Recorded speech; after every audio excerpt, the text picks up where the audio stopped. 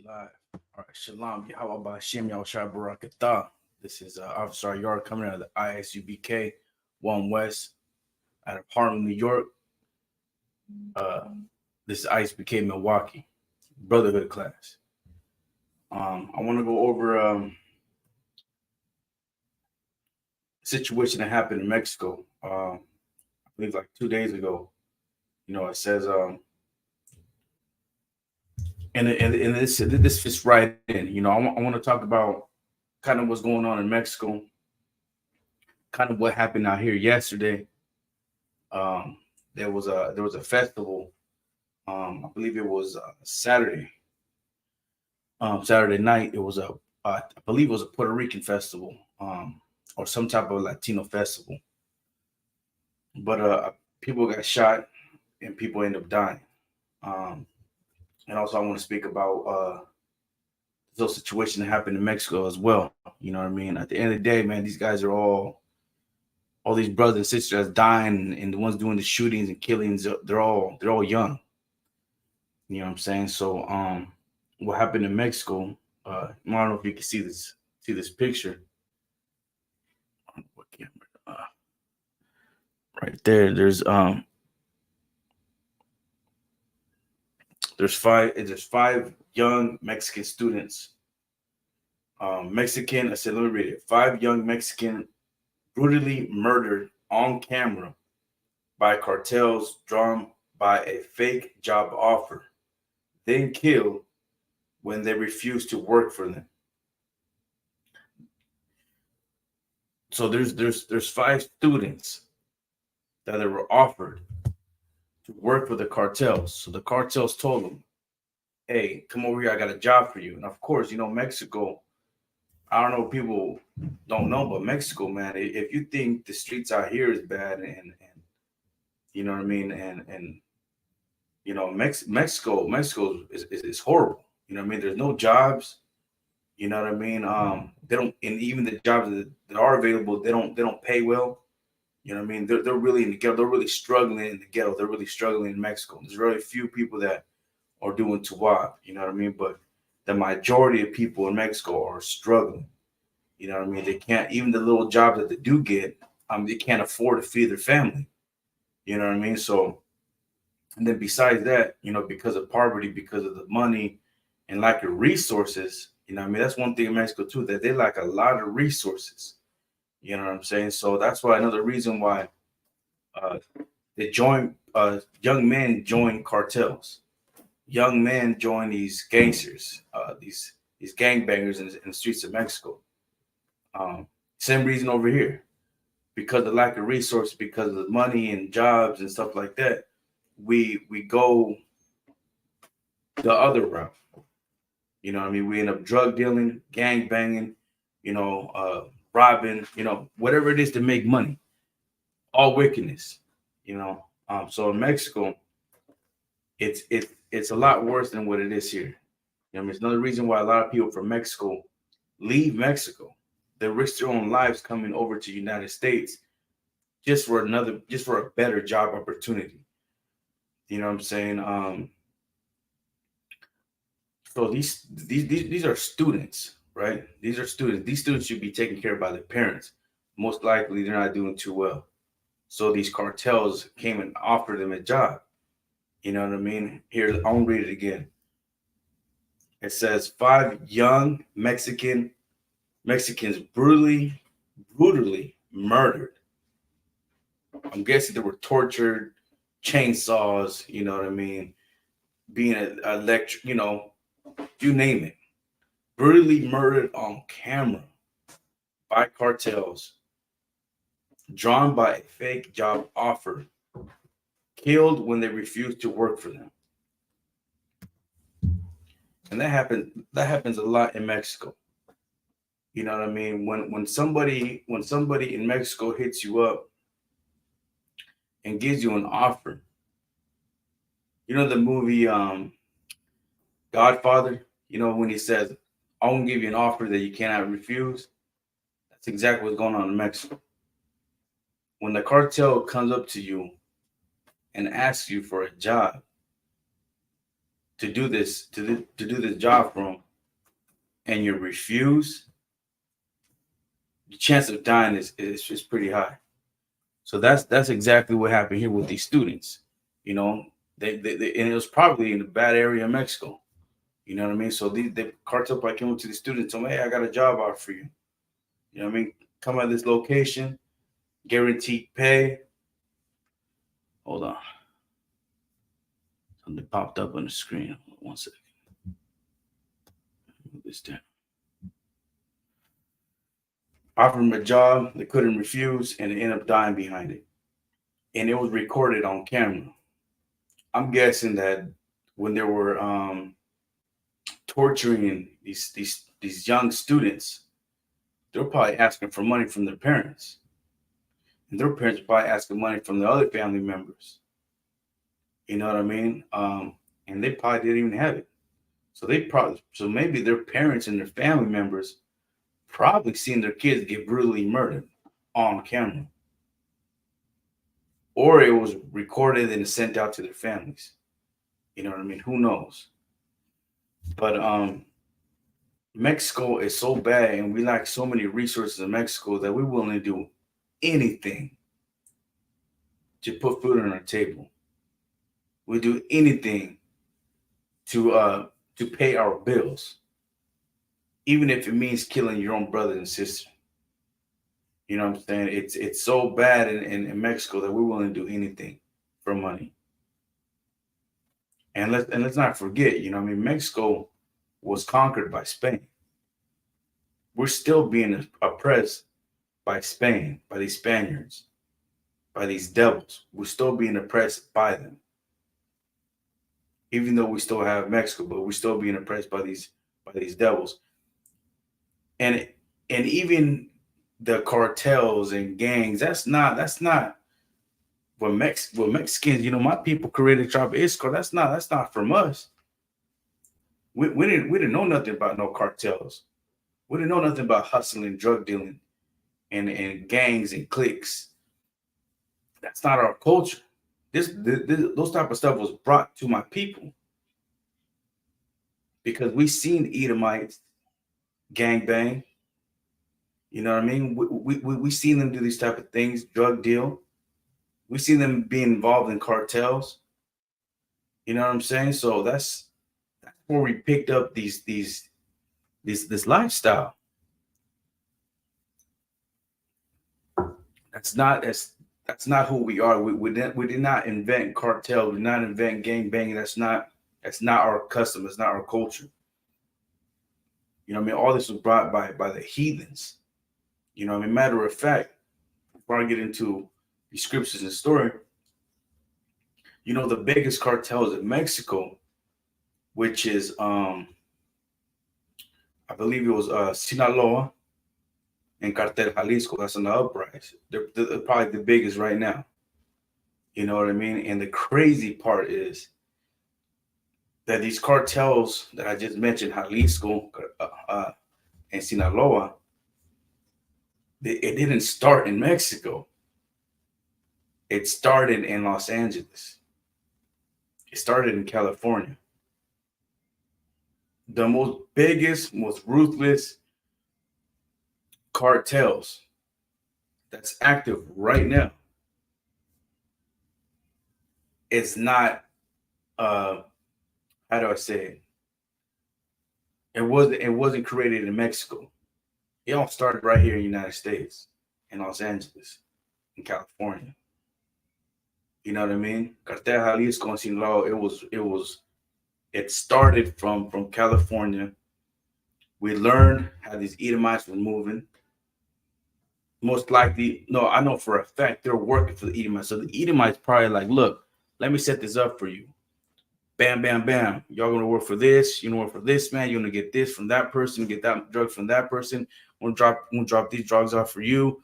Make sure you ship. Like this whole operation was. It first started by this Edomite. This Edomite set this whole organization up. They just needed people to move it. They needed mules. You know what I mean? They needed donkeys to move this product up and down. These guns and all that up and down. who's the most hardworking people in the world? I mean, all of Israel, we're all hardworking people. You know what I mean? But Issachar specifically, it's just like it's well known. You know what I mean? It's all over social media. I mean, the whole world knows this. I've talked to Russians, Chinese, Africans, Russians. I spoke to a whole lot of people, man. They all say, hey, Mexicans are known for their for how hard they work. You know what I mean? So Esau capitalized on that, but they used it for the wrong. They used my people for the wrong reasons. You know what I mean? Um, so so Esau basically created all the cartels in Mexico, and the biggest one is Cartel Jalisco and Sinaloa. You know what I'm saying? And now these cartels are completely out of control. You know what I mean? Uh, if you think the gang banging and the murder rate is crazy out here, man. In Mexico, it's horrible. It's literally a war in Mexico, a full blown war that's been going on for many years now, and that is a reason why you see a lot of Mexicans crossing over the border. You know what I mean? These cartels are out there trying to recruit people as fast as possible. You know what I mean? I seen this documentary that said there was a town in Mexico. I don't know where exactly in Mexico. I want to say it was like I don't know if it was in Jalisco or Sonora, maybe Sinaloa. But they were saying that seeing young men is rare. You know what I mean? They're saying it's rare to see young men because they've all been recruited from the cartels, and most likely all of them are killed. You know what I mean? So they're saying in that little town, that little city is like this. It's rare to see young men. You know what I'm saying? So it's this war is serious, and it hasn't stopped. You know what I mean? We're getting affected by these cartels, by these drugs and these weapons so bad in so many different directions. You know what I mean? The guns that we're getting, you know what I mean, is not from Mexico. I mean, all of our guns, all of our weapons, all of the drugs. You know what I mean? The money is not even Mexican money. That's American dollar. You don't see cartel members with rooms full of pesos. You see rooms full of American dollars. When they raid these cartel members' houses, you don't see Mexican dollar bills. You see American dollar bills. You don't see pesos. You see American dollars. And all their weapons, all their drugs, it's all USA. You know what I'm saying? So we're killing each other at a high rate.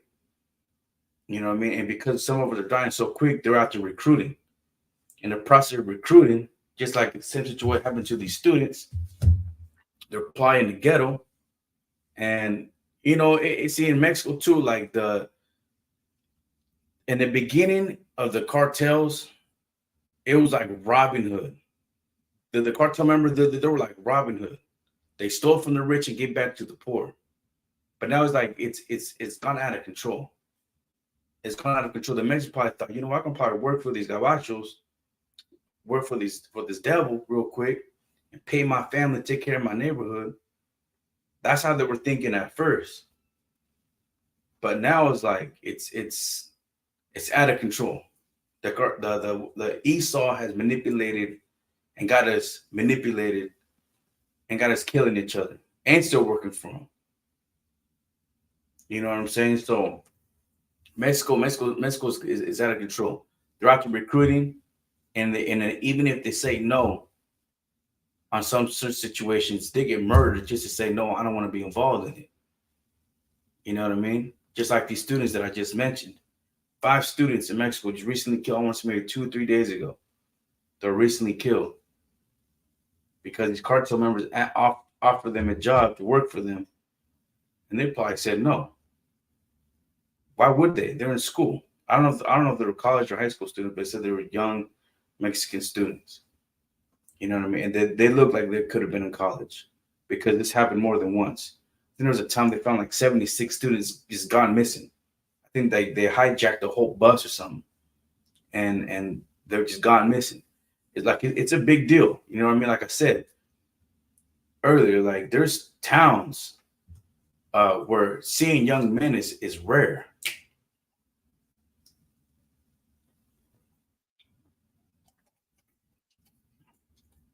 We're killing each other so fast. Is like they're recruiting anything now.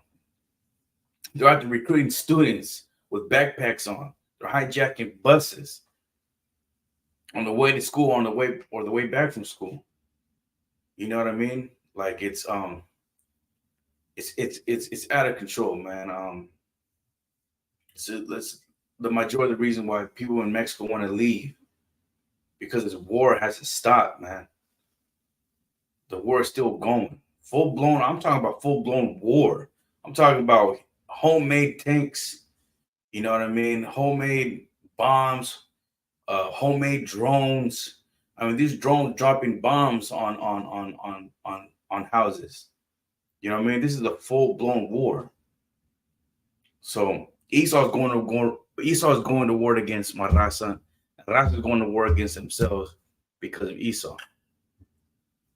Only if we could just wake up, man, and realize that Esau, the Edomites, is not our brother. They're not looking at us for our best interest, man. And the only we can wake up and realize, man, I'm killing my own brother over what? Over this American dollar? Over this drugs? You know what I mean? Only we can wake up, man, and realize that that's my carnal right there. You know what I mean? He's struggling the way I'm struggling. We both trying to make it. You know what I mean? We have to realize, man, that we are brothers and sisters, man. We're under the same oppression. You know what I mean? We're killing each other at a high rate. That the cartels now forcibly recruiting students. That's out of control. And then when they say no, they get murdered. Come on now. That's we lost brotherhood completely in Mexico. Completely. Now in the United States, man. There's a situation that happened in Milwaukee too. You know, let me see if I can get that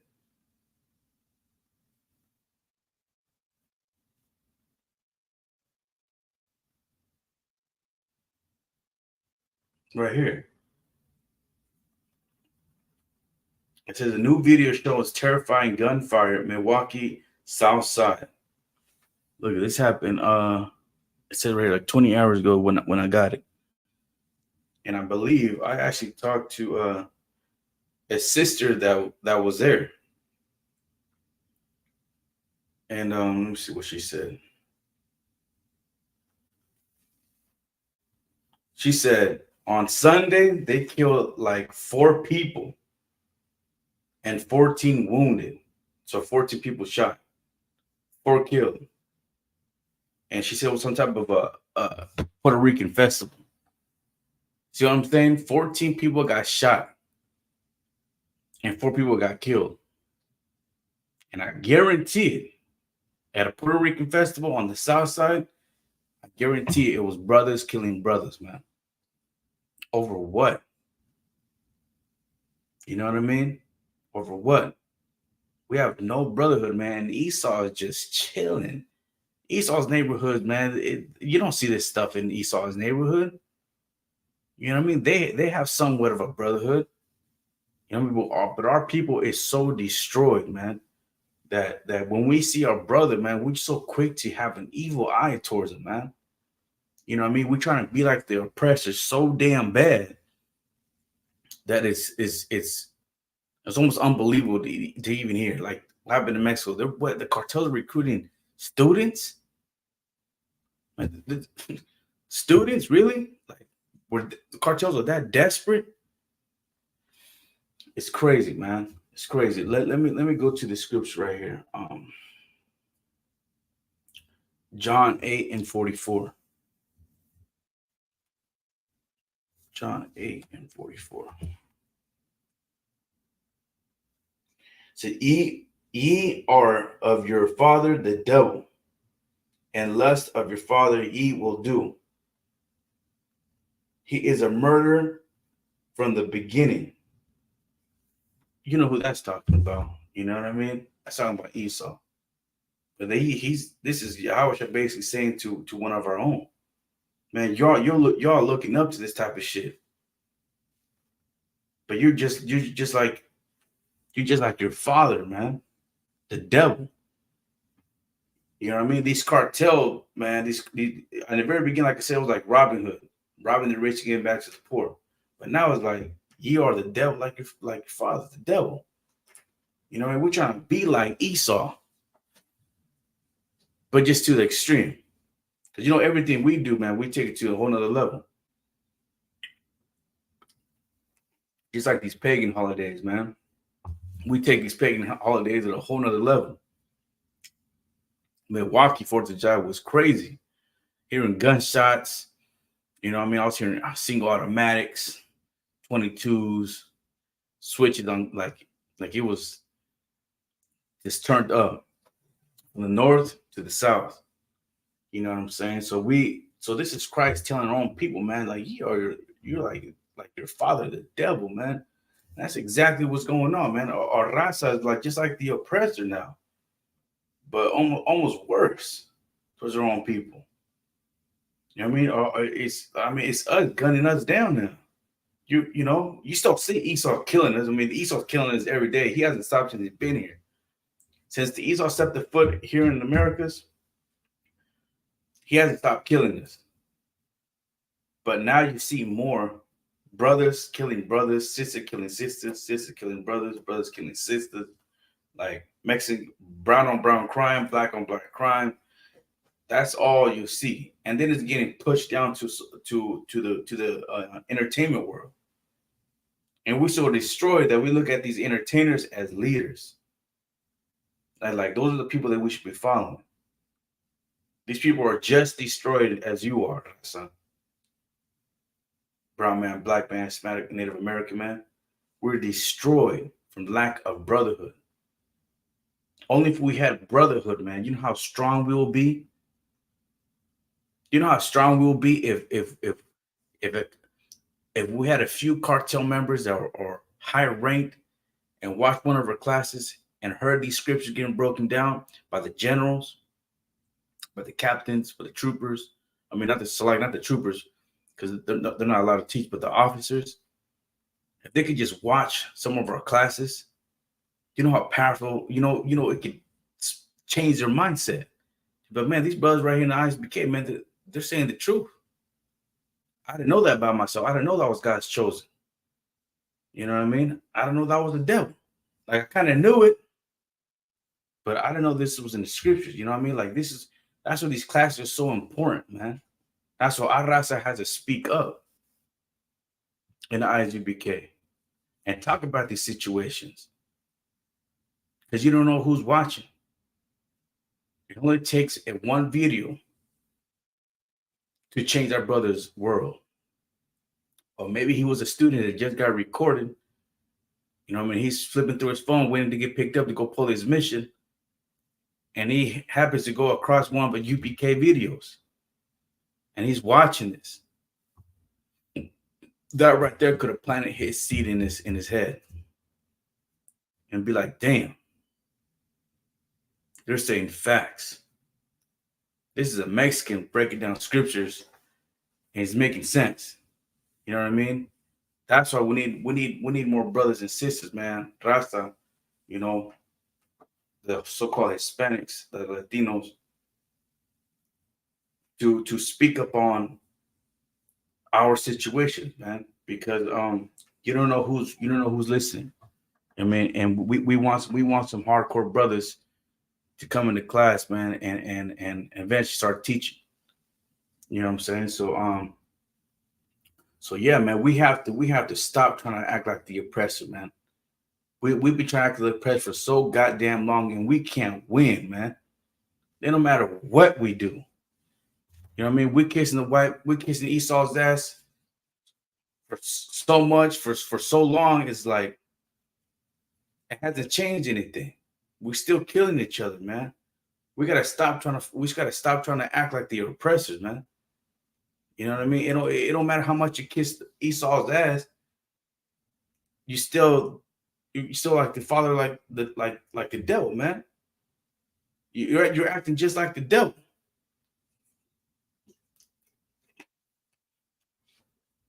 We gotta stop following the oppressors, man. We can't be him. It don't matter what we do. It don't matter how many Mexicans we kill in Mexico. That's not gonna change Esau's mind. Esau's gonna hate you regardless. But he does like you killing your own kind. He does like you selling drugs to your own people. He does like seeing you pimping out your own sisters. He loves seeing that. But you trying to consider yourself equal as with Esau, the goddamn gringo, aka, is never going to happen.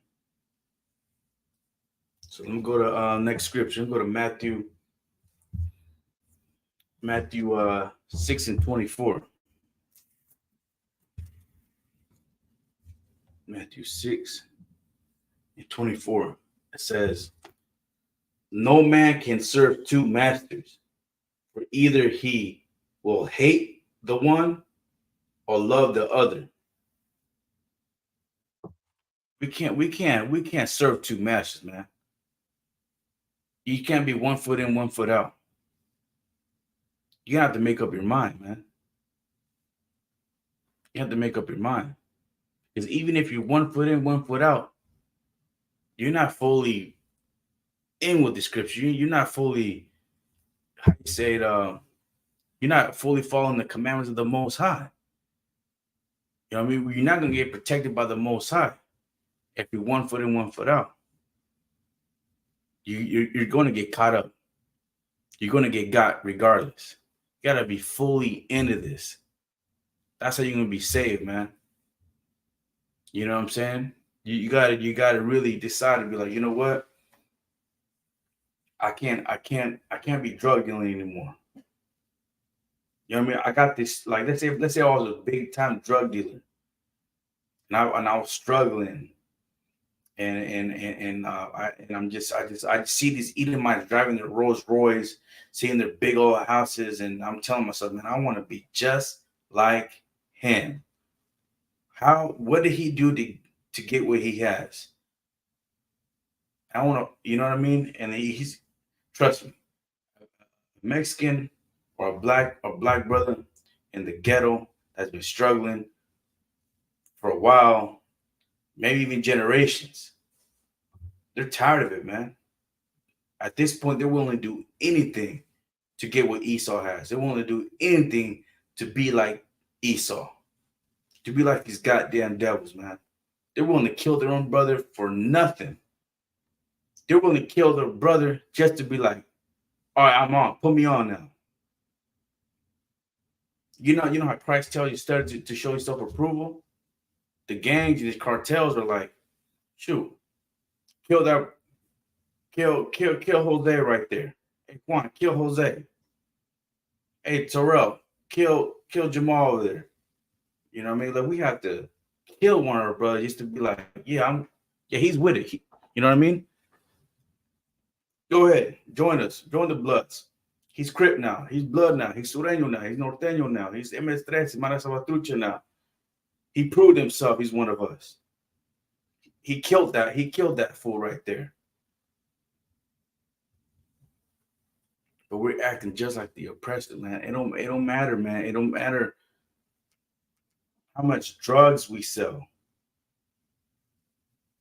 The streets are on fire, man. All those drugs for all those years that you were selling drugs, man. Like, I know there's some drug dealers out there that's been hustling for years. But I know in his own mind, it's like he's probably paranoid his damn self. Like, damn, I can't even go outside, man. I got the block on fire. I flipped this whole neighborhood around. You know what I mean? The reason why our neighborhoods are like they are, man, is because we're doing it to ourselves. Can you imagine if we had brotherhood? That's all we need is brotherhood. We don't have brotherhood. That's why our neighborhoods are turned up. That's why you see brothers killing brothers on the daily because we don't have brotherhood. These drug dealers are pairing to go to their own neighborhoods now. I heard Boosie saying one time, man, like he was saying about how rappers keep getting killed, and the majority of the time they're getting killed in their own neighborhoods. You know what I mean? They're saying if you're a rapper and you're trying to make it, man, like get out of your neighborhood. I guarantee that rapper has sold so much drugs in his neighborhood, got so many people addicted to drugs. If he was a gang member that's rapping, he probably put so many people on, caused so much bloodshed in the streets, so much drugs. That's the streets are just on fire, man. You know what I mean? So we have to, man, we really have to come down to these scriptures, man, and really read these scriptures and really uh walk the walk. You can't be 1 foot in, 1 foot out, man. So let me go to what is it? Matthew 6:24. Oh yeah. You can't serve two masters, man. You can't serve two masters. It's either you're gonna be one West or you're not. You know what I mean? And your action is gonna speak for itself. You know what I mean? Your action gonna speak for itself, man. You can't love. You can't say, "Oh, I love God," or "I love my brothers." You know what I mean? Every holiday, I go on and start passing out turkeys and on Thanksgiving, I'm passing out turkeys in the neighborhood.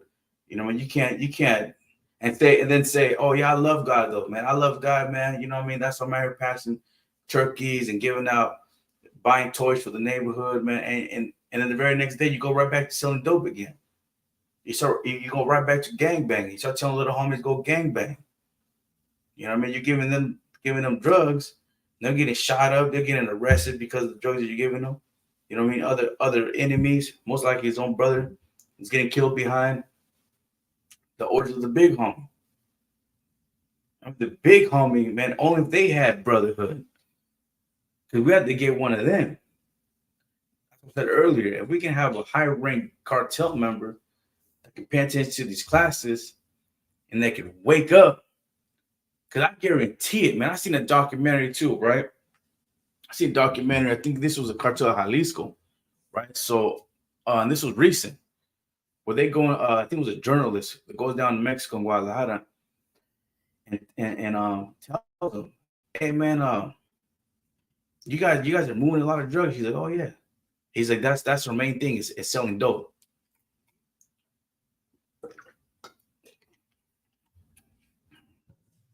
He's like, "But who do you know who the big boss? Like, how you guys are able to sell all these drugs? How you guys are able to transport all these drugs to the United States? How are you guys able to have so much power?" He goes, "Well, it ain't us. It ain't us." And the guy goes, "Then who is it? Who's the real boss? Who's the one in control of all this? Who's the ones allowing all this to happen?" He goes, "That ain't us." He goes, "It's on the other side of the border." He goes, "It's the guys doing suits and ties." Guy goes, "What? Like the white man?" He goes, "Yeah, it's over there. It ain't us. He said, we're just the mules. We're just pushing the dog. I mean, we're just following orders." Because right now it's cartel against cartel. There's so many cartels in Mexico. Each zone has its own little cartel.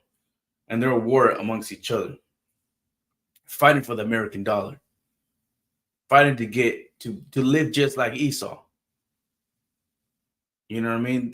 These movies, man, these music videos, how they live in lavish and rapping about things that the neighborhood don't got. You know what I mean? Well, me personally, when I listen to music, man, I don't like hearing about jewelry and cars and Ferraris and Bugattis and mansions and Gucci's and Louis Vuitton. I don't like listening to any of that because the majority of the people listening don't relate to that type of stuff. But there's a lot of people, a lot of youngsters that hear that and see it and say, I want to be just like him. I want to be just like that rapper. And he's hearing that rappers talk about Percocets and selling dope and moving weight and popping mollies and pimping hoes. So he thinks that's the way to get where he was at. But he's not even knowing that that rapper's trying to be just like Esau, trying to act just like that devil that Christ was talking about. We can't be like Esau. We can't do it. We can't be rich like Esau. Because we end up just killing each other. It was designed to be that way. Let's go to the next scripture. Jeremiah 10 and 2.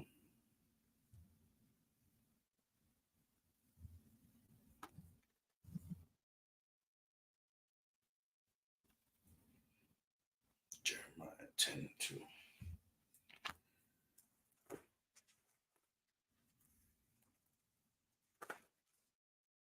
So a lot of these gangbangs, a lot of these OGs, man, they're responsible, man.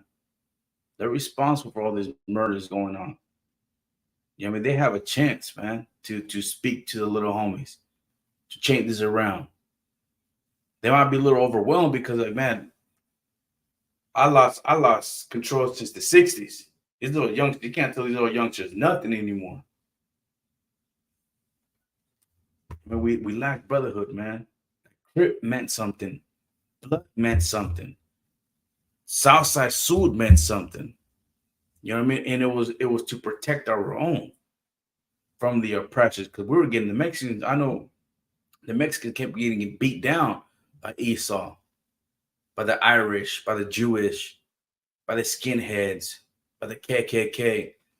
You know what I mean? We're getting beat down. That's why we formed these gangs to protect ourselves, man. But then again, Esau saw that, manipulated it, and got us killing each other now. You know what I mean?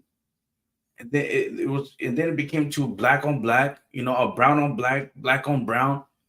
But now it's brown on brown, black on black. You know what I mean? Like the OGs got to speak up and talk to little homies, man. These cartel members, man, the ones that already been there and done it, and now he's up there just talking to this person, talking to that person. You know what I mean? Man, like there's got to be a change. There's got to be a change, man. And all it takes for one of these brothers, man, one of these OGs, one of these big time drug dealers to just tune into one of our classes, man, and just hear us out. You know what I mean? Because, man, these scriptures, man, the scriptures talking to you, black man, brown man, Hispanic man, Native American man. The scriptures talking to you, and it's about you. You know, this is the only book that has prophecies. This is not a regular book. This is not a fantasy book.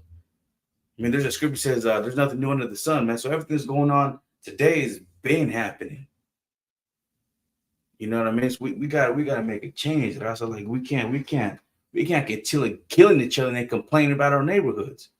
We can't continue selling dope and gang banging and then complaining about our situation. You know, we got a chance to change the situation. You know what I mean? You have a choice to kill that brother or to love that brother. You have a choice. You have a chance right now to either serve Christ or go serve Satan. You know what I mean? Love your brother or kill your brother, man. Continue serving Satan or serve the Most High. You got to make up your mind, man. And it just don't make sense if you're complaining about a situation, complaining about how the streets are, complaining why you're so paranoid, because there needs to be a change. You gotta have brotherhood. Once you start having brotherhood, man, we have a little bit more peace, and we probably get our neighborhoods back together again. Because the reason why they are how they are, because we're not taking care of our own neighborhoods.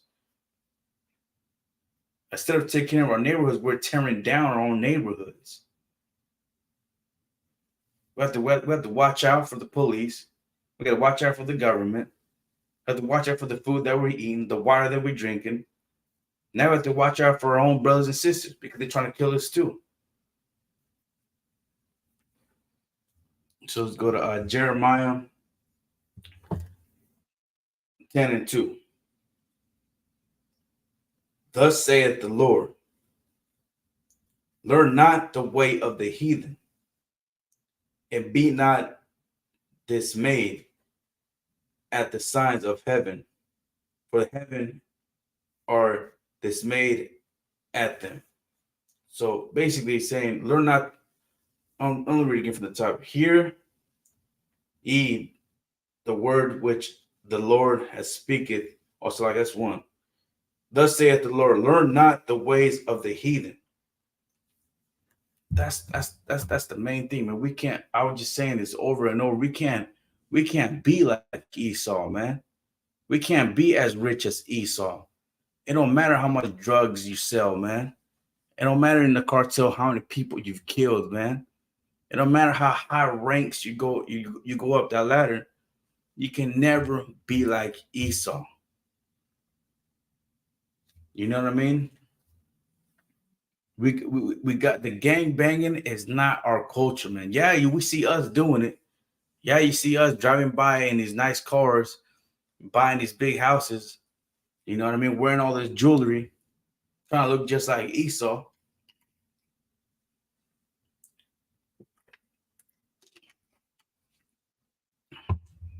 But all that's temporary, man.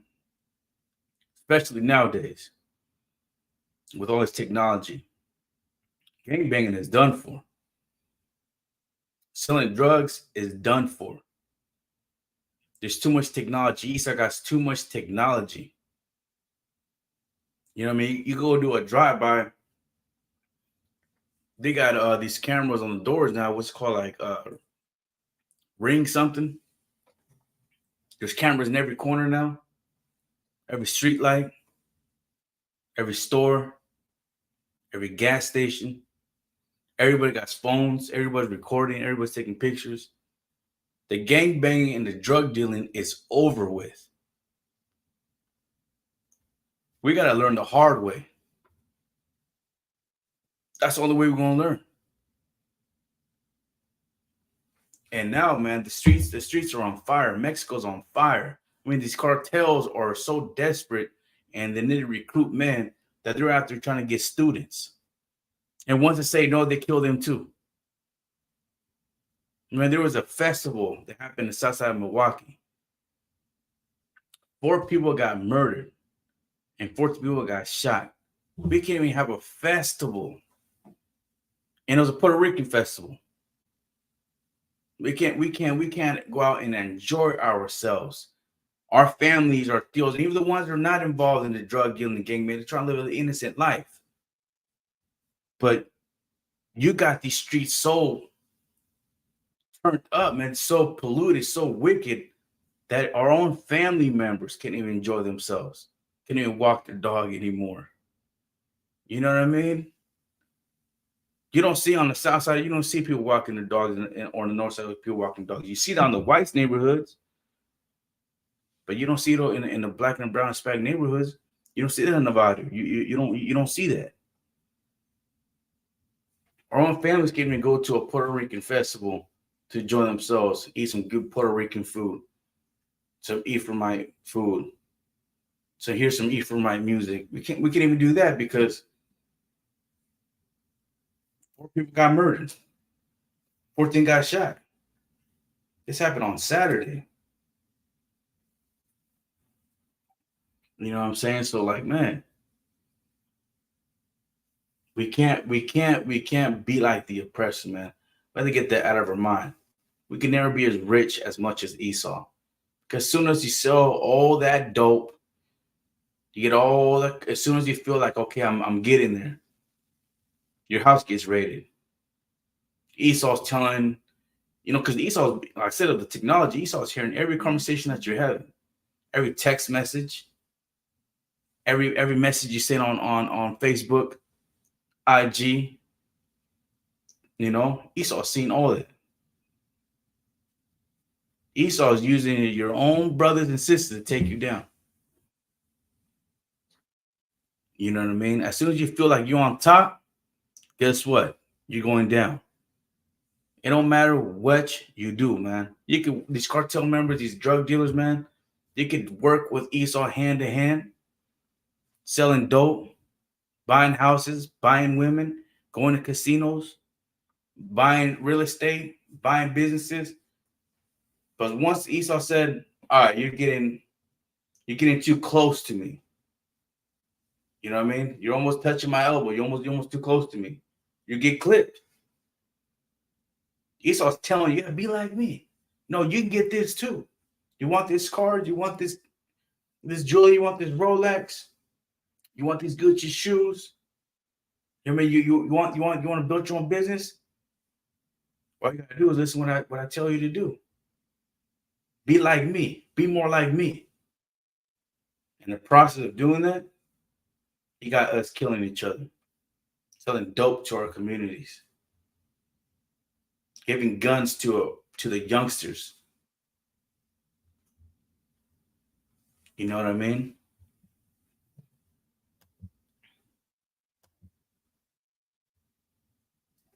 It's like, you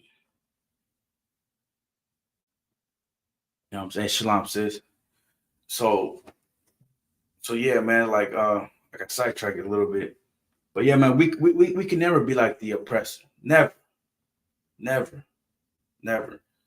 There's no drug dealer out there, man, that can say, I'm successful. I've made it. I'm living just like Esau in his big old mansion, sipping lemonade or enjoying some good scotch or some whiskey, just kicking back, enjoying life, not worrying about nothing. That's not our world, man. Esau is in heaven, but Esau's heaven is our hell. They can live like that. There's this thing they call generational wealth. And you know how they got that generational wealth? It's from having blacks and Hispanics, Native Americans in these goddamn cotton fields, picking cotton, building their cities from the sweat from our foreheads, man. That's how they got there. But you think Esau gonna allow a slave to get like him? Never. It's never gonna happen, man. We gotta stop. We gotta stop trying to be like Esau. And then again, man, we gotta stop with these pagan holidays, man. I just said earlier, man, 4th of July, man, out here it was crazy. You know what I mean? Jake was just blowing fire, man. You know, Israel, man, we like taking things to a whole nother level, man. And but at the same time, man, these pagan when I was, you know, driving around, you know, I was seeing brothers strapped up, wearing all black, ski mask on, all windows down, 4 deep in the car. I ain't stupid. I'm seeing this. I've seen this before. So my mind is preparing myself, like my instincts kick in. Like, oh, it's going down. These pagan holidays got us all deceived, man.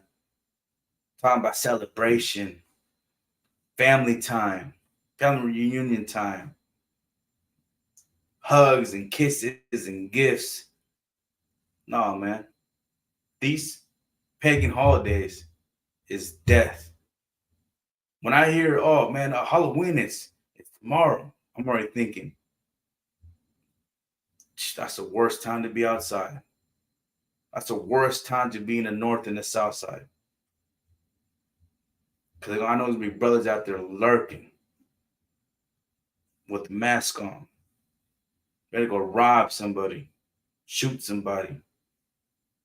Every time I see a pagan holiday, a white man's holiday, Esau's holiday, I'm wondering who's gonna die next.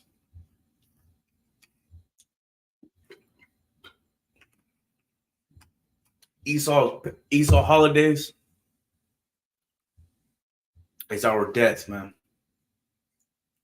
Birthdays too. You know how many people die on birthdays, man? You know how many women become whores on birthdays? There's probably women that break, oh, man. There's women that break up before the man, like a week, 2 weeks before the birthday.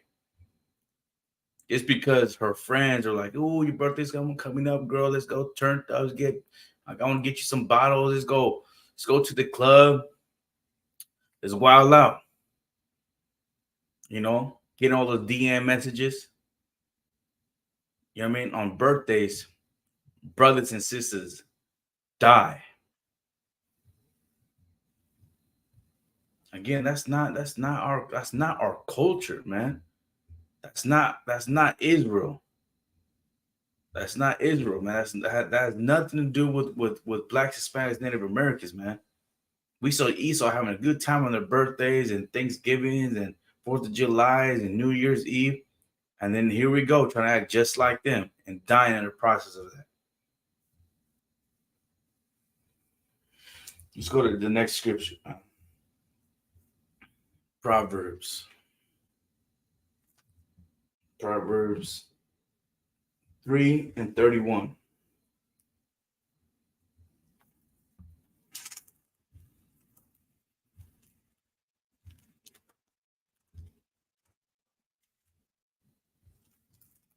Proverbs 3:31. Envy thou not the oppressor, and choose none of his ways. It says, envy not the oppressor, man, and choose none of his ways. So don't be jealous because Esau is living lavish.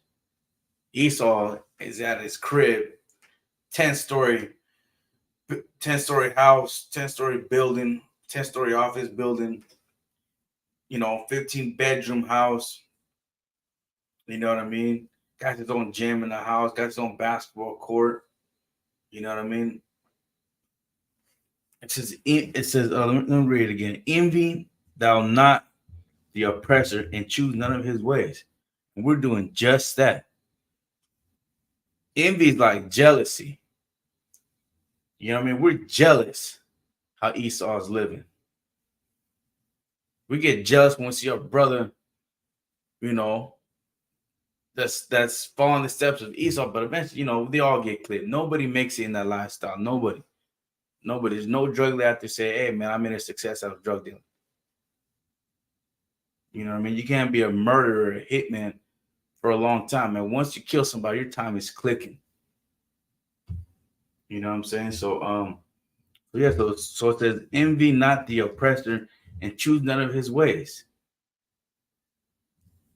We're trying to beat just like we're jealous of our oppressors, and we're trying to follow all of his ways so we can be just like him. And we're dying in the process of that. We're dying at a high rate. Like I said earlier, you see more Mexicans killing Mexicans, blacks killing blacks, blacks killing Mexicans, Mexican killing blacks. You see that more. Esau's still killing us. But for me, I see more brown on brown crime, black on black crime. You know what I mean? Pagan holidays, birthdays, Thanksgivings, New Year's, 4th of July. We're killing each other in these holidays, these pagan holidays. The scripture says, envy not the oppressor. Don't be jealous of Esau.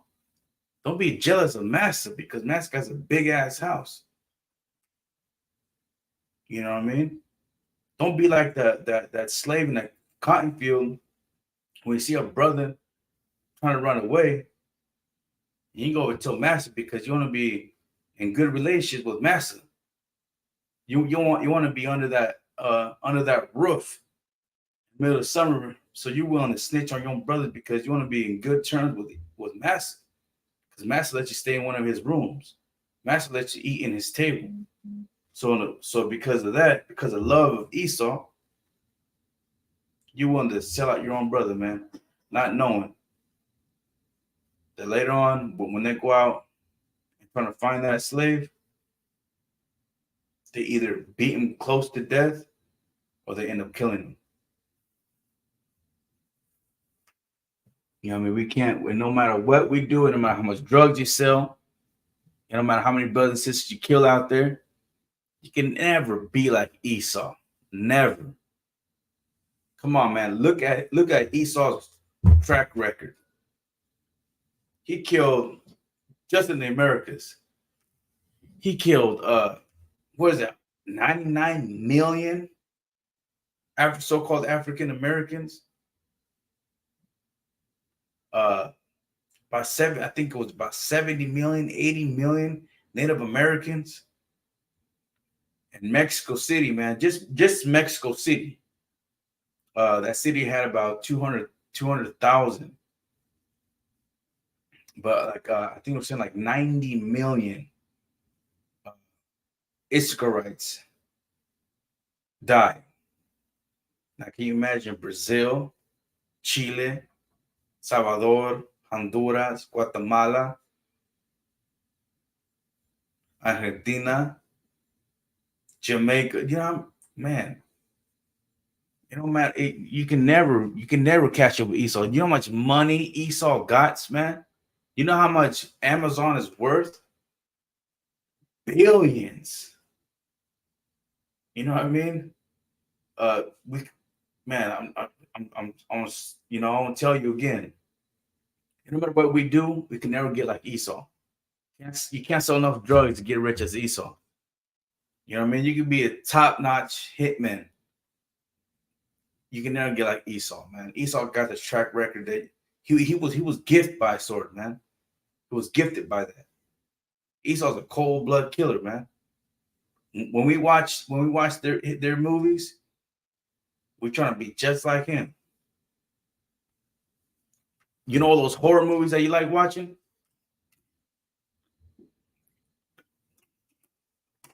The Jasons, the Michael Myers, the Freddy Kruegers. You don't see Issachar in those movies. You don't see Gad in those movies.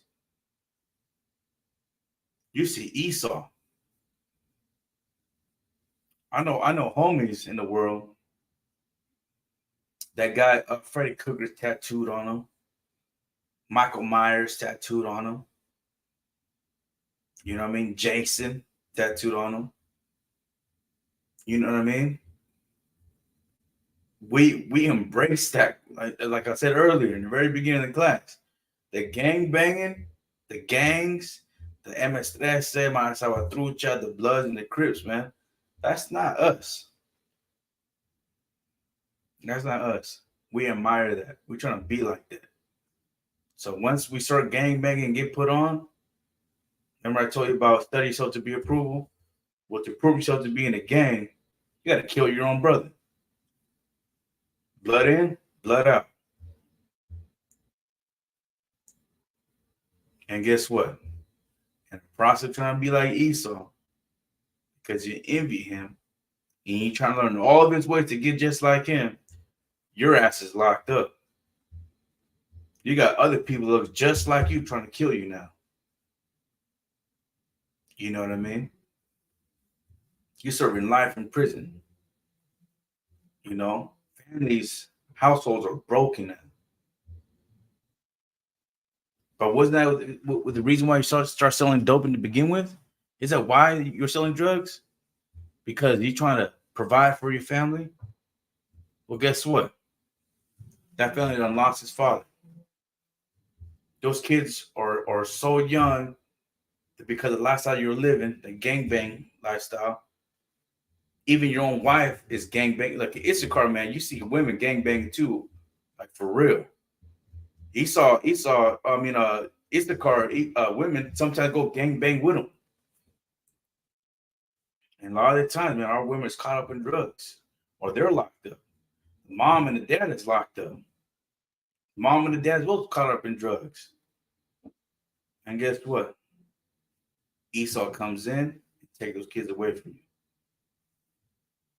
and their kids are most likely completely brainwashed, completely mentally destroyed, or they grow up with such hatred and envy for the fact that they're in school and they're seeing their parents patting them in the back. Oh, good job, Billy. Good job, Jacob. You know, I love a straight A student, because, mothers like to, pick up their kids. Hey, my kid's a straight A student. But you didn't have that peace at home to study for that test. Mama's caught up in drugs. Dad's out there gang banging or dealing with the whore. You know what I mean? You don't have a peace of mind at home, so you don't got time to study. There's so much things going on in your head, so many battles going within your head that you don't got time to study, man. You grew up such hatred because you didn't have the lifestyle that these goddamn oppressors' children have. You know what I mean? So you want to go do what you see. You want to go gangbang. You want to be the biggest drug dealer. You want to be just like Chapo Guzman. You know what I'm saying? So go to the next one. You know what I'm saying? So what's that? 38.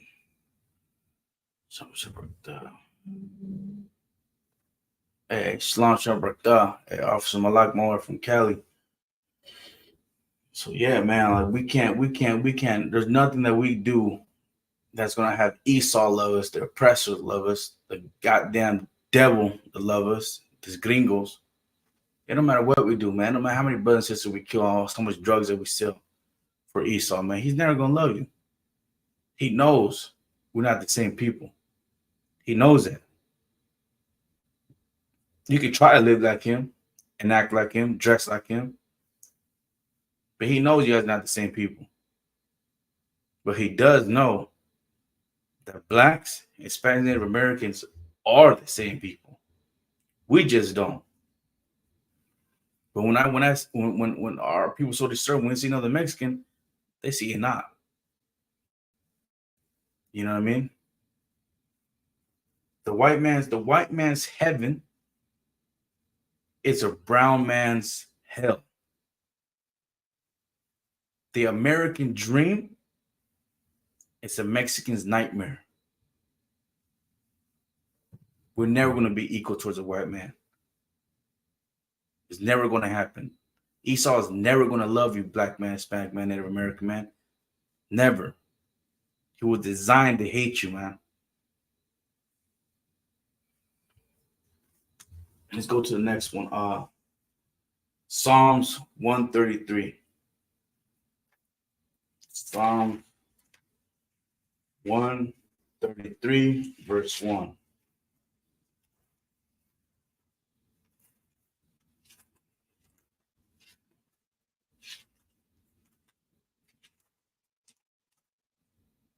And it reads, behold, good. So behold, how good, how pleasant it is for brothers to dwell together in unity.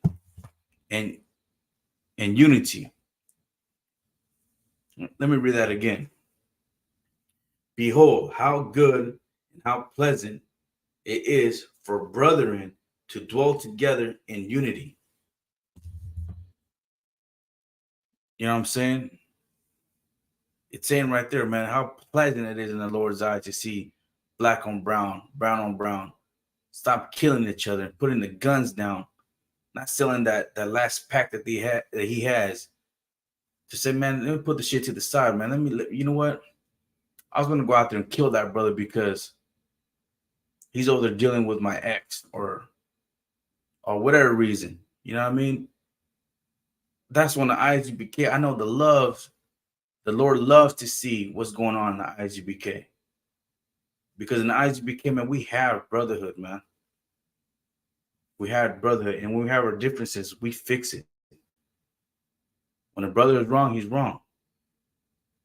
But it don't mean you going in the UPK, man. We don't hate our brothers. In ISBK, we learn to forgive our brothers, man. 7 times times 70. No matter how many times that brother has done you wrong, here you're gonna learn how to forgive, how to love your brother. We're so destroyed that we don't even know how to love our brother, man. We don't know how to love our brother. You know what I'm saying? We don't know how to love, period. You know what I'm saying? We're so destroyed that even trying to love somebody feels wrong to you. You know what I mean? Like, man, we're definitely cursed. We're definitely going through the curses. We're definitely going through the curses. It feels wrong to love a brother. It feels wrong for a sister to love a sister. You know what I'm saying? But the Lord wants brotherhood and sisterhood. The Lord sees that it's pleasant to his eyes to see that. For a blood in the crypt, they shake hands and be like, you know what? Let's unite. At least our neighborhood. Let's at least unite between our neighborhoods. From South Central to whatever. You know, because I know in South Central California, like my brother, he's from California, right? Southern California, to be exact. You know, in South Central, man, especially in South Central, Issachar acts like Judah, and Judah acts like Issachar. Judah dressed like Issachar, and Issachar acts like Judah. You know what I mean? Like you see Judites with their checker shirts and their dickies, driving low riders, and you know what I mean, socks up high, Nike Cortezes. You know what I mean, crease down. Then you got Issachar acting and talking just like Judah, or Judah even acting and talking just like Issachar. It's South Central is a really a mixture. Man, you have Mexican gangs in South Central with a bunch of Judites. You know what I mean? I don't even know a handful of rappers that I like from South Central that are Judites, but they're in Mexican gangs. And they put it down. These brothers got love, man, for Issachar. Like even their music, you see the Mexican flag in the music video in the background. They have nothing but Issachar rights, lows, and stuff like that. You know what I mean? Like there is brotherhood. It's in us to have brotherhood. We know what's going on. We know we have to come together, but the thing is that we don't know how to come together. There's times they'll say, man, we try to get along. We try to stop gang banging. We start killing each other. But it don't work. We keep killing each other, man. One of the reasons is because Esau don't want it to happen. Esau doesn't want the Bloods and the Crips to get together, to get together. Esau doesn't want the Southern gangs, the Mexican gangs to get along with each other. You know what I mean? In his eyes, it's pleasant to see us kill each other. That's what Esau wants. He's doing everything in his power for us to kill each other. What we should do what the Lord wants us to do, man. And by us doing what the Lord wants us to do, we're going to have brotherhood. We're going to have a weapon. And that weapon is going to protect us from our enemies. Our true enemies. Not another brown man, not another black man, our true enemies. According to the scriptures. You want to know who your real enemy is, Raza? Black man, Hispanic man, Native American man? It's not your own kind. It's Esau, the devil. That's your enemy. That's the one that doesn't want. That's the one that sees pleasant a black on brown crime, brown on brown crime, gang bang on one another. That's pleasant to his eyes. He loves that. He got us killing each other at an all-time high. That he's kicking back, eating popcorn, getting drunk, watching Menace to Society, Friday, American Me. Blood in, Blood Out. He loves seeing those movies. He loves listening to music talking about killing each other, man. In his eyes, he's like, God damn. That's just, And Shalom Yahabasham Shabrakata. It's pleasant in his eyes, man, to see us killing each other, man. But to hell with that, man. In the Lord's eyes, it's pleasant when we have brotherhood and unity, when we dwell together. You know what I mean? There's got to be more black and brown gatherings, man. Because that's what we need. So we're afraid to have gatherings. We're afraid to have gatherings. And I told you earlier, man, we're afraid to show love. Because in the gangbang world, man, in the drug deal world, it's showing love is a weakness. See, the white man got us thinking that way. Showing love is a weakness. You can't show no love. You can't show no weakness. Because when you show weakness, they got you. Just like when Mike Tyson walking in that ring. When he's walking in that ring and he's seeing you when you guys are face to face staring at each other in that ring and you blink, got him.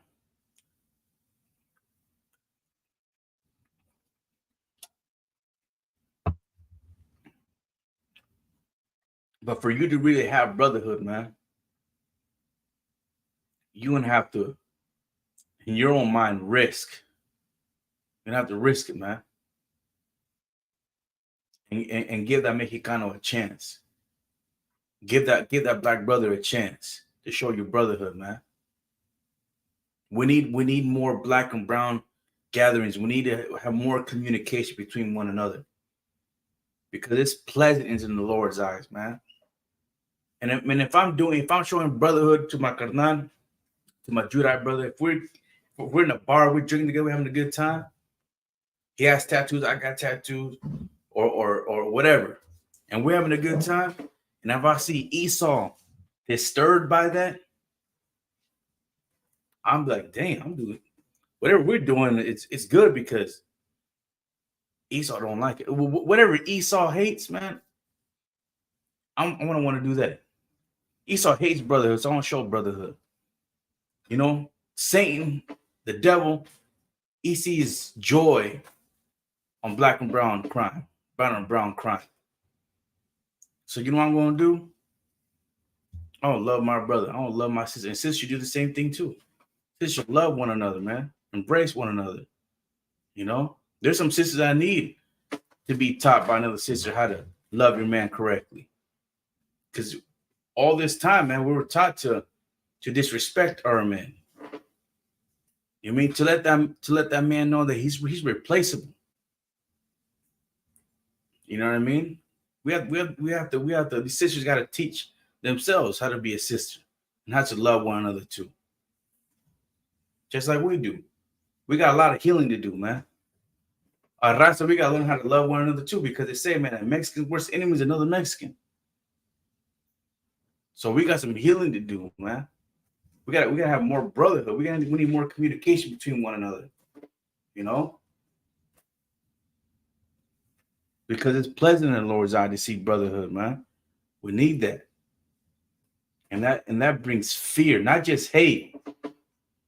It brings fear to Esau. To see some hardcore brown man and a hardcore brown man getting along, drinking together, having each other's back. You know what I mean? Acting correctly. Having respect for one another. That brings fear into Esau's eyes. And it brings joy unto the Most High. So let's go to the next scripture. Deuteronomy 28 and 54.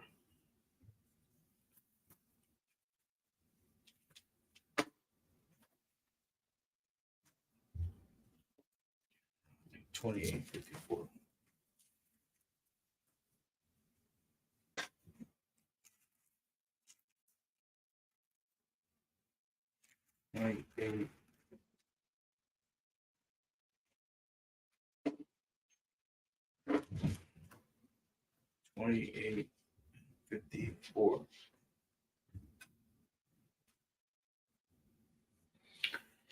Deuteronomy 28, verse 54.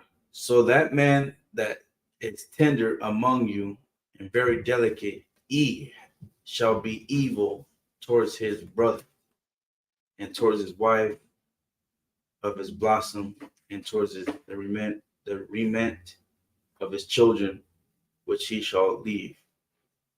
So let me read again. The man, so that the man that is tender among you and very delicate has it. His eyes shall be evil towards his brother. You know what I'm saying? So we have, let's see. Yeah, so exactly, man. See, we lost our ways, man. Back in the days, man, we had a little bit more class, a little bit more stilo.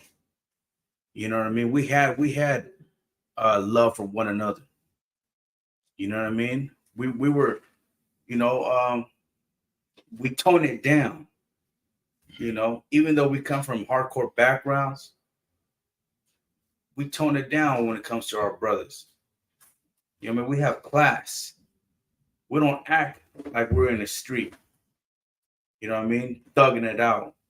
You know, with the chest up high. You know what I mean? On the P's and Q's, ready to get a knot. You know, so called out. You know what I mean? We have class. In IGBK, we gotta have class. You know what I mean? We gotta respect our brother, man. We gotta conduct ourselves better. You know what I mean? We gotta have a little bit more class, a little bit more stilo. You know, drink responsibly. You know what I mean? Make sure that you're on alert. And if that brother ain't drinking responsibly, you know, hey, let that brother know. If you know about that brother, if you know that brother can't handle his liquor well, you know, look out for him. You know, if you know he's being a little out of order, man, don't let that brother be. You know what I mean? It's not good to let that brother. You know, if he's falling over, man, like don't let that brother look like that. Help that brother out. You know what I mean? Cause we're one West, man. Everything we do is one West. In other words, everything we do is with class. You know, with stilo. We always gotta look right. We always gotta like presentable. So if you see Esau out there, like, man, these guys are just a bunch of niggas, man. These guys are a bunch of fucking spicks and wetbacks, man. Look at their behavior. And then talk about they're the man of the Lord. Oh man, we can't be like that, man. Everything we do, man, we gotta have a little bit more class, a little bit more respect for one another. You know what I mean? We lost that, man. We lost that. Now we have an evil eye towards our brother. Me, I have some type of joy when I see another Isupk, right? That could, kind of looks like me, or kind of acts like me, walks like me, talks like me. I'm like, okay, I know that brother. You know, I have joy wanting to get to know that brother, talk to that brother. But now it's like when not talking about me, but the majority of us, when we see another brother looks just like him, has tattoos, is gang bang the fuck out. Excuse me for my French. We already have an evil eye towards him. You know what I mean? If it's your brother rocking jewelry, looking fresh, looking to wild, we already got an evil eye towards our brother. If you got jewelry on and you look at Tuab, you're always fresh, and you see a brother conduct himself the same type of way, you're like, all right, cool. I could probably get along with that brother because he has class, I got class. We probably get along, you know. But now, because we're under these curses, when you see a brother looks just like you, he's a knock. You got an evil eye towards that brother for no reason and no understanding. You don't even understand that brother. Or maybe you hate that brother because he's hard, because everything he does is hardcore. Everything he does is hardcore. The way he sits, the way he stands up, the way he walks, the way he talks, it's hardcore. And you hate that, man. But you have no understanding why that's the reason why he's like that. You know what I mean? You have no understanding because you don't have brotherhood to understand him. You lack that quality, brotherhood. You know what I mean? But we lost our ways. You know, we gotta be what to say, be tender and delicate towards our brother, man. We lost that, man. Or even if you're on the street, right, or you're at a bar or whatever, you're having a drink, your brother sees you, but you already know it. Like me, for example, if I'm out in the bar or something, I'm having a good time. If I'm by myself or not. But if I see a brother that looks just like me and he sees me, I know how he's thinking. He could probably think that I'm possibly a threat, or even a Judite brother. If he sees me, you know, he probably thinks I could be possibly a threat to him. But if I see that, and because I know better, and because I'm tender towards my brother, I want to make sure that he brings his guard down a little bit. Say what's up to him. Give him a little salute. Give him a nod. Like, hey, what's up, homie? What's good? You know? And then go over there and be like, hey, what's going on, brother? With the whoop. When you see that brother, you know what I mean, on his P's and his Q's and you know he's alert, man, it's survival. Is his instincts. It's natural for that brother to be like that. He's not trying to be like that. That's who he is. You know what I'm saying? So when you see a brother, you know what I mean, uptight, you know what I mean, he's at a bar, but he's up so little uptight, like brother, man, we're at a bar, relax, enjoy yourself, man. Hey, shit, what you drinking? Yeah, I got you on this round. You know what I mean? Chop it up with him. Gain that brother, man. Don't have an evil eye towards our brother. Try to understand that brother why you know what I mean? Or maybe he's up to no good. But you ain't gonna know if you don't go over there and talk to him. You know? Maybe he's paranoid about whatever reason it is, man. But you can calm him down, you know, put some sense to him, maybe have to know about the ISUBK, you know. Maybe he's waiting for somebody like you to come across him, man, to change his mind, to change his life, man. Because that's what it took me. I didn't know nothing about no ISBK, or I didn't know nothing about no Hebrew Israelites. I don't know any of that. I don't know that even existed.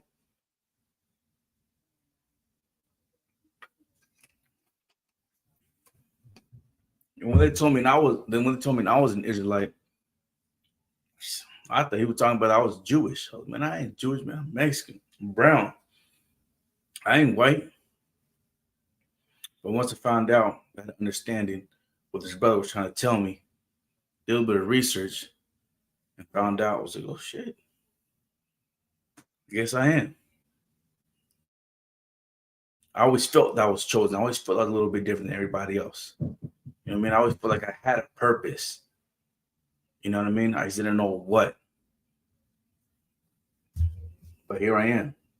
This is what we need. The IHBK, man, it's the medicine for the streets, man. It ain't that lean. It ain't that Percocet. It's the ISUPK, man. We got that medicine. This is the medicine right here. The scriptures, the brotherhood, these classics. And shout out to Commander Jaron Yohana, man, for holding it from the ISBK down. It's like holding the ISBK down since 1969, man. Because if it wasn't for that, man, we wouldn't have it, man. We at least got a chance because of the ISBK. You know what I mean? Because we have the understanding of the scriptures, man. We have a chance to change our barrios, to change our neighborhoods, because we have what it takes to change our neighborhoods around, man. So let's go back to the next scripture. Let's go to Matthew 18 and 22.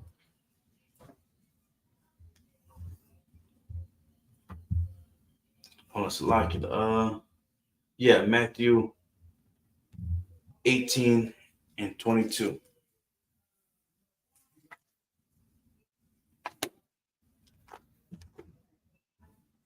Matthew 18 and 22.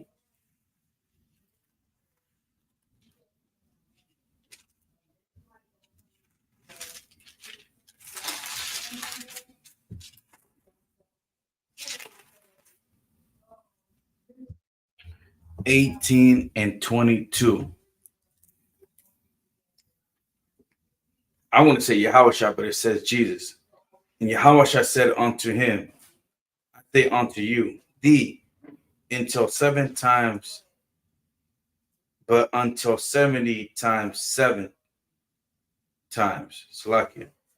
And Yahushua said unto him, I say unto thee, until 7 times, but until 70 times 7. So this is talking about, again, brotherhood, man, and how to forgive your brother. If a brother did you wrong, man, maybe he didn't meant to do you wrong, but he did you wrong, right? You feel offended by what he did to you. The Christ, Yahushua, is telling you, man, to forgive that brother. We have to learn how to forgive our brothers. And that's another thing too that we lack, man, in the streets. We don't know how to forgive, man. We don't know how to forgive our brother, man. You know what I mean? Man, the streets are so bad, man, especially Isupk. I can only speak from experience. Isupk, man, you cross Isupk, man, that's life or death. You know what I mean? Isupk, man, you cross Isupk, man, we're gonna take it there. You know what I mean? We don't know how to forgive our brother. And even when we say, yeah, I forgive you, I got you, you know, hey, we're good, bro. We good. Don't even trip, we straight. You walk away and you're like, hey man, let's get this fool. Let's get him. He drives this car, his license plate is this. Let's get him. You know what I mean? We don't know how to forgive our brothers, man. We like that too, man. Forgiving our brother is so important, man. Because that's what brings healing. That's what brings a bond. That's what you know. If the sword is broken, man, forgiving your brother is going to rearm that weapon. You know what I mean? It's going to resharpen maybe the knife on that sword, the brotherhood. You know, maybe it's a little dull, but this scripture right here, talking about forgiving your brother, is going to resharpen that sword. You know what I mean? We have to forgive our brother, man. We got to learn how to forgive our brother. You know? Even if you genuinely did forgive that brother, right? And he crosses you again, you got to forgive that brother again. Maybe again it wasn't intentionally. Forgive that brother. Or even if it was intentionally, you got to be the bigger man, you know, and forgive that brother.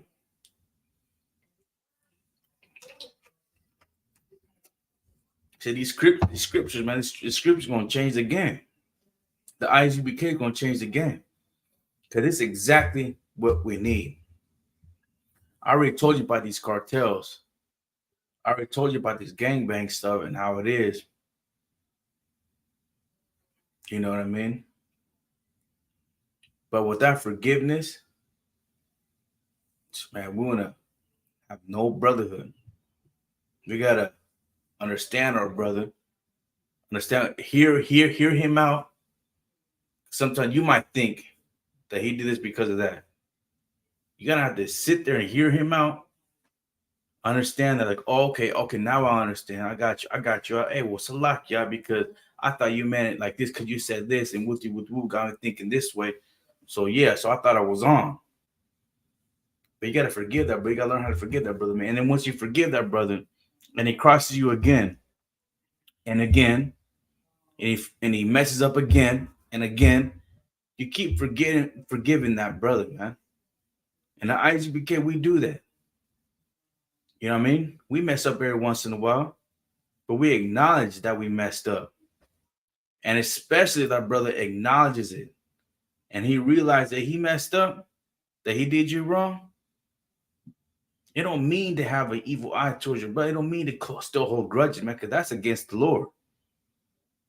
When that brother forgives you, man, forgive that brother.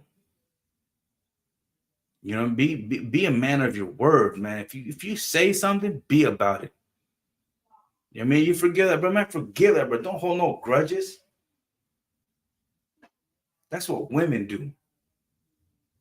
When I forgive my brother, he has to understand that even, like I said, man, even we don't even know how to forgive, man.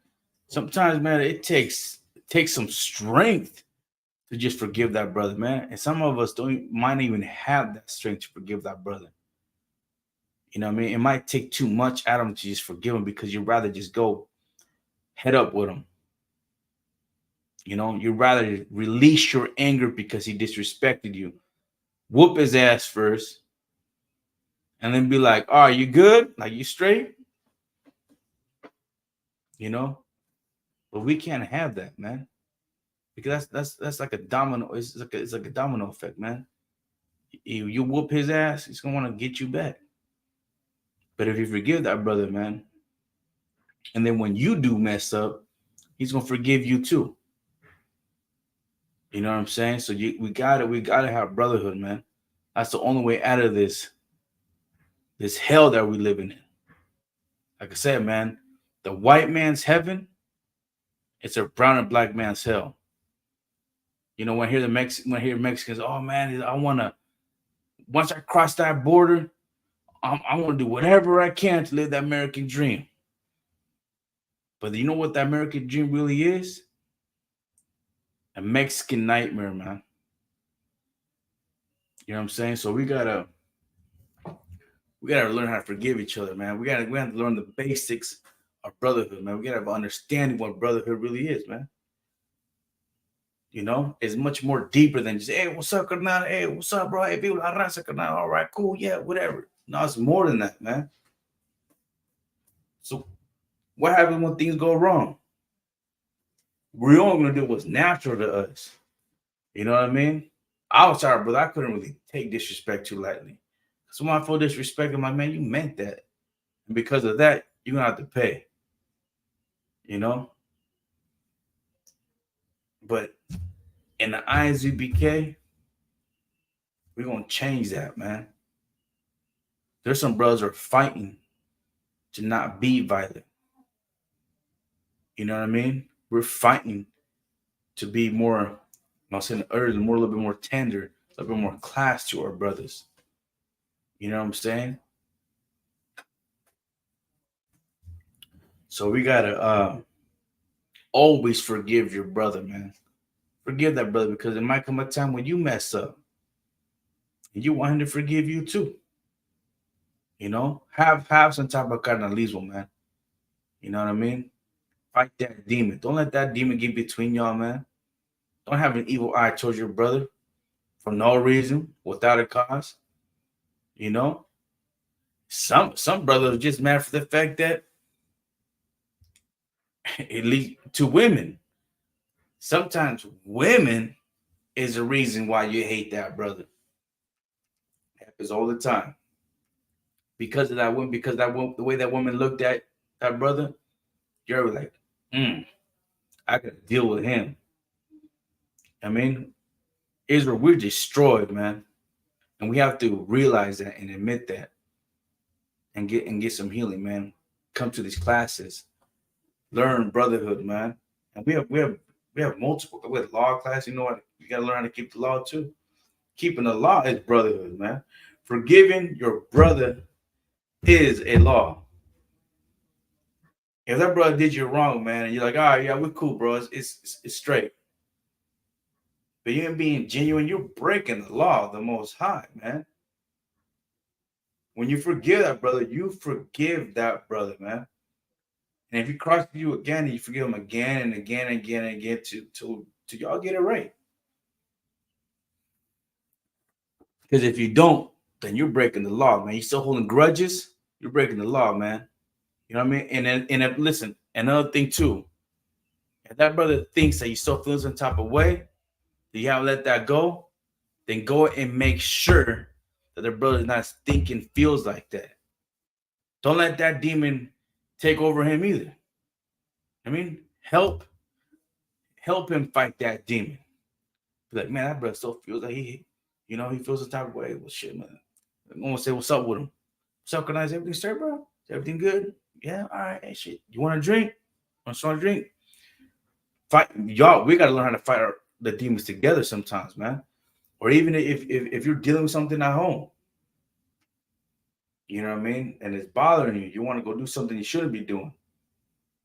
Call a brother to help him fight that demon. Call a brother. He's gonna help you fight. He knows that you're fighting a demon right now. You know what I mean? So it's important, man, to when you know you got a demon on you, or you're dealing with something. Sometimes, man, that demon is so strong that you can't deal it by yourself,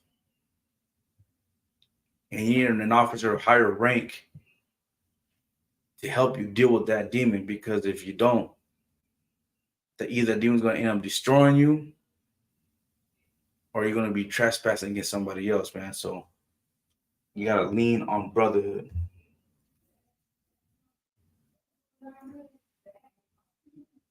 All right, so let's go to the next one. First John. Actually, I already went out of order, but let's read it anyways. First John 2:15. Let me see what scripture is. First John 2:15.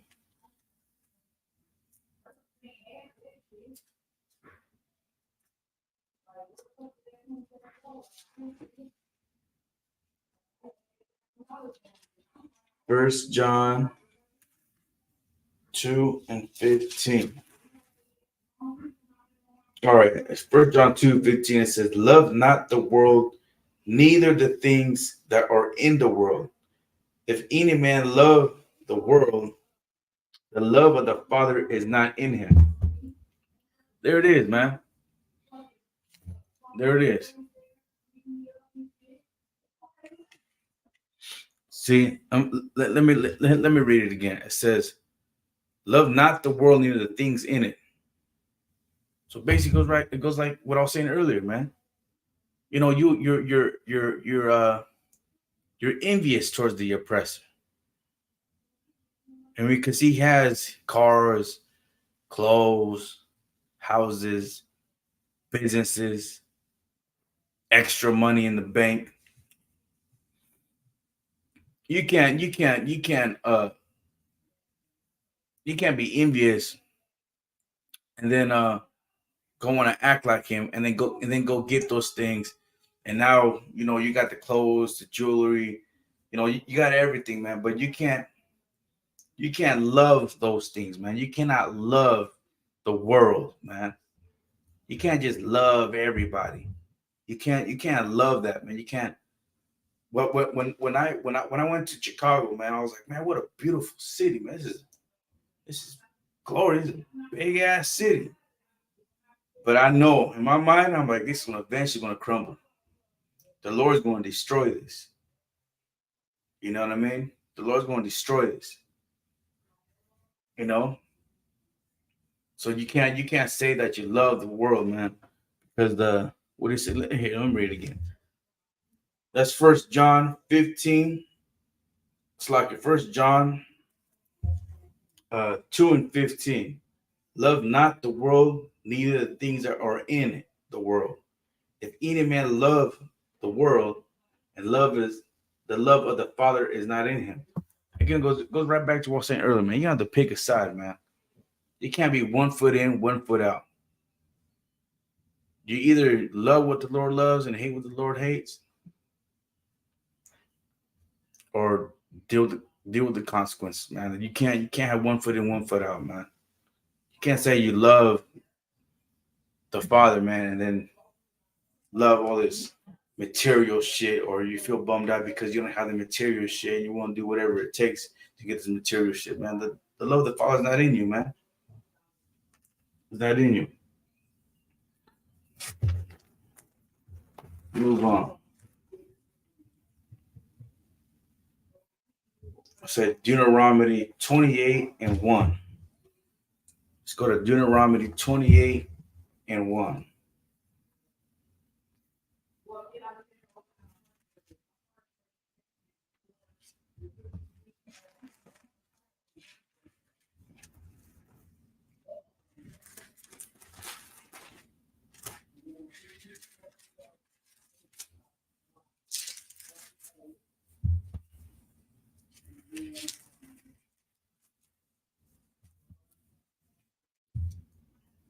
Deuteronomy 28, verse 1. And it shall come to pass, if thou shalt hearken diligently unto the voice of the Lord thy God, to observe and to do all his commandments, which I command thee this day, that the Lord thy God will set thee on high above all nations on the earth. So I was saying earlier too, man, you can't just love everybody, man. You can't be equal with Esau. You can't be buddy with Esau.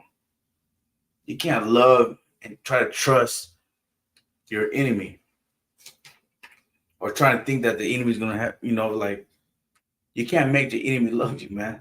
Especially Esau. Esau's gonna hate you forever and ever, man, until he's out of here.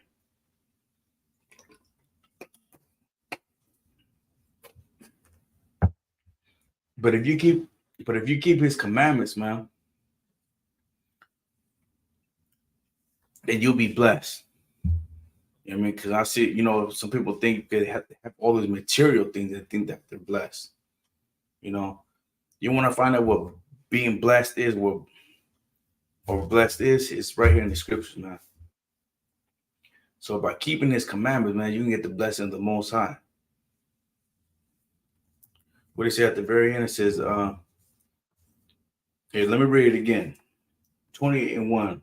And it shall come to pass, if thou shalt hearken diligently unto the voice of the Lord thy God, to observe and to do all his commandments, not just some of them, not just one of them, not just the ones that you want to do, but all his commandments, which I command thee this day, that the Lord thy God will set thee on high above all nations, all people on the face of the earth. Planeta Tierra, right here in this planet, what we call Earth. He's going to set us up high. But since we're not keeping the commandments, we don't know how to have brotherhood. We don't know how to forgive our brother. We don't know how to have class, being tender. What's that word? Tender and forgot what the word was, but when we don't have class and respect for our brother, we're gonna be breaking the command. We're not gonna be blessed, man. We gotta have some type of class and respect for our brothers, man.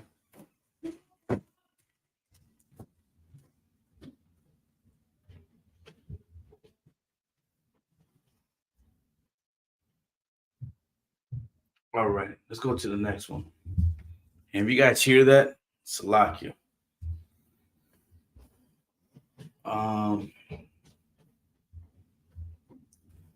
Go to Deuteronomy 15 and 16. Chapter 28, 15 through 16.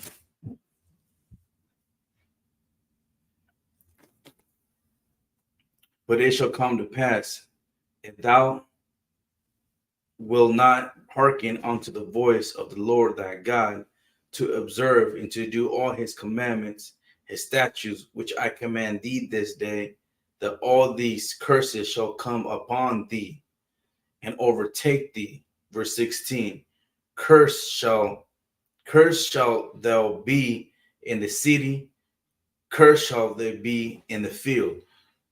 So again, if you didn't listen to the Deuteronomy 28:1, where it's showing you how to be blessed, and to be blessed is by keeping his commandments, right? But if you're not keeping his commandments, right, it don't matter where you go, it don't matter what city you go, it don't matter what country side of the country you're at, man, you're gonna be cursed.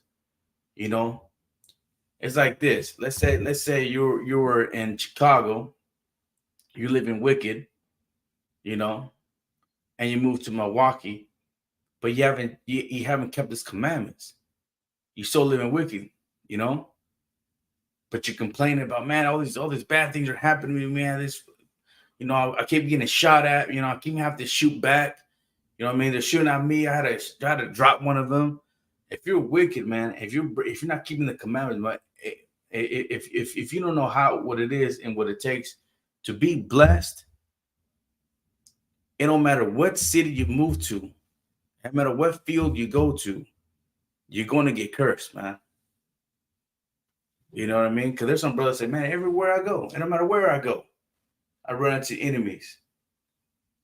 You know, I move, I'm already shooting at people, and people are shooting at me. Everywhere I go. Just because you're not keeping the commandments, man, you're not blessed. You're cursed. You know, the Lord just said it right here, man. It don't matter what city you move to, you know, those same problems that you had in another city, you're gonna be carrying those same problems with this new city that you're moving into. You can go to a whole nother country. You can go from Chicago to Brazil. But if you don't know how to keep the commandments, you're gonna run into the same problems in a different city at a different field. So you will be cursed everywhere you go. You can't run away from the Lord. You know what I mean? You can't, and also you can't hide your sin, man. When you're doing wrong, when you're being wicked, you know you're being wicked. But guess what? The Lord knows that too. You know what I'm saying? So it's your intentions, man. If your intentions ain't right, there's some brothers that can pick that up, man. This brother could just smell it. You know, there's sometimes I walk in the room and turn around and walk right out. I've done that so many times, man. There's times that, I'll go on a date. I'll take a girl into a bar. As soon as I walk up in there, there's even times I even had the chance to walk up in there. Just how the person walked out of there, I'm like, I don't like it. I'm out. You know what I mean?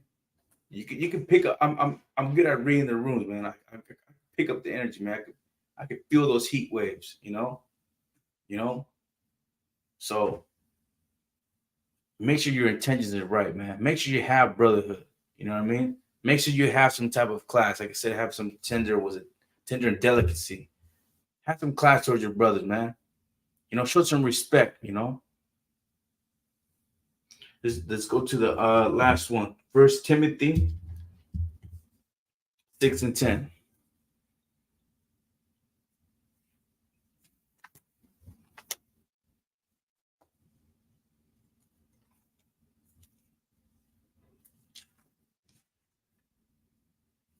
1 Timothy 6:10. For love of the money is a root of all evil. Goes right back to what I'm saying with the cartels, man, and these gang banging. You know what I mean? The love of the money, man, is a root of all evil. And it's a reason why we're killing each other, man. It's a reason why these cartels are just killing from south of the border and north of the border, man. You know, trying to chase that American dollar bill, man. You know what I mean? Trying to buy that big house. Trying to buy, trying to move into Esau's neighborhood. Trying to buy the house he got. You know, the love of money, the love of the money is the root of all evil, man. You know what I mean? And that's and in Mexican, man, we get a little bit of that money. We do that one drug deal, or we go across the border, we drop that load off, get a couple of racks, you in love with that money, and you're going to do it again and again and again. But this time, bigger and bigger and bigger loads, more loads. But because of the love of that money, man, you're living wicked. Because of the love of that money, because he stole some money or he owes you money, you want to kill that brother because he owes you that money. Or maybe he forgot. Maybe he forgot to pay you. and you're getting ready to send somebody to go shoot up his house. You gotta understand it, man. You're gonna have to forgive that brother. Okay? Maybe he had an emergency. Maybe he had a family emergency. He couldn't go make that payment. Or maybe you got in a car wreck. Didn't have time to go to make that payment. You know, you don't have to hear your brother out and forgive your brother. You know, but because of the love of the money, man, we're killing each other. We're doing all kinds of wickedness because of the money. Women, especially, man. Y'all, man, you see a brother that got nice little jewelry on and driving a nice car. You think he's a righteous, good brother, but you don't know. You don't know how he got that money. You don't know what he had to do to get that car. You know, there's some sisters that you should be careful what cars you're getting into, because he might have some enemies, man, that've been tracking him down for a minute. He knows they know that car. They know where they're driving. They know what house he lives in. They might be outside of his house just watching him, reading them. Or he goes to work at this time. He gets off at this time. He goes there on Sundays. And then you might come across that brother because he has jewelry on, because he's out there breaking bread, he's spending money, buying fancy things, and you think, oh, that's my man right there. Let me do whatever I can, because women go overboard. You know, women will do absolutely anything to get that man. But at the same time, it's our problem. It's our problem. You know, women are living like hoes because we allow them to do so.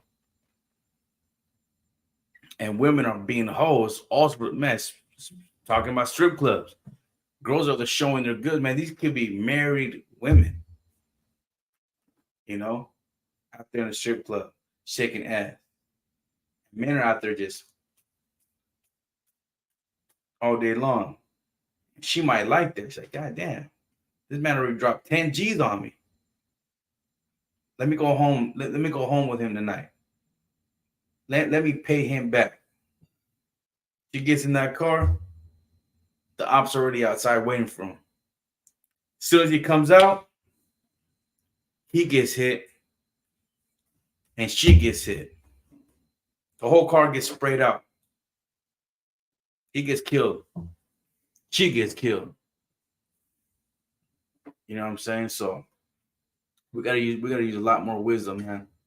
We gotta have a little bit more understanding. We gotta have more brotherhood, man. Because without forgiving your brother, we're gonna continue having the same problems, man. You know, the situation happened in Milwaukee Saturday night. It was crazy. 14 killed. No, I'm sorry. 4 killed. 14 shot, injured. Could have been something that he couldn't just let go. And he saw them at that festival. He couldn't forgive that brother. Maybe he didn't know how to forgive that brother. As soon as he saw him, go time. You know? Or maybe he had a girl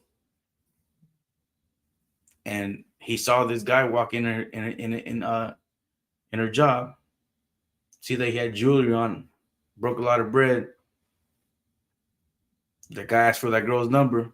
She gave it to him because she knew that he was wealthy, rich in money. Went out that night in the festival. The homie had his homies, saw them both there, decided, said, man, I'm just gonna spray this whole area. I'm gonna shoot everybody now. Everybody's gonna pay because of you. You know, I don't know exactly how it went down, but I know somebody that was there. And they told me that, yeah, it went down. 4 killed, 14 shot. So I'm guessing he's just said, fuck it. Everybody's gonna get it. You know, similar situation I told you earlier. He goes to the club, he breaks bread, you fall in love, you get in his car, enemies already outside waiting for him, you get in the front seat, They pull up right next to him, spray the whole car down, and you get killed with them because you thought he had the money. He could buy you a house. He could buy you a car. For the love of the money, man, is the root of all evil. So, hey, listen, Rasa.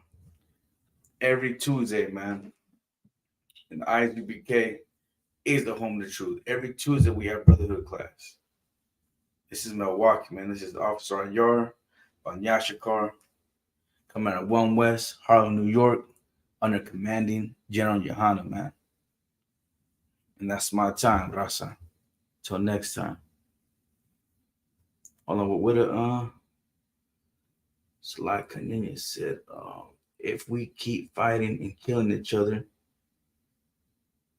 we're helping the so-called white. Exactly what that brother says, man. If we keep fighting and killing each other, we're absolutely helping the white man. The white man loves hearing these reports.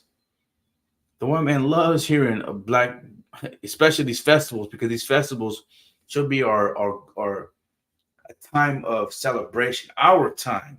You know, I think it was like a Puerto Rican festival, and he probably hated that. Like, oh, it's fucking Puerto Ricans over there. You know what they call Mexicans that have class and stilo. They call them uppity Mexicans. They're like, look at these uppity Puerto Ricans, man, having a good time. And then heard what just happened. He's like, brought joy to his heart. You know what I mean?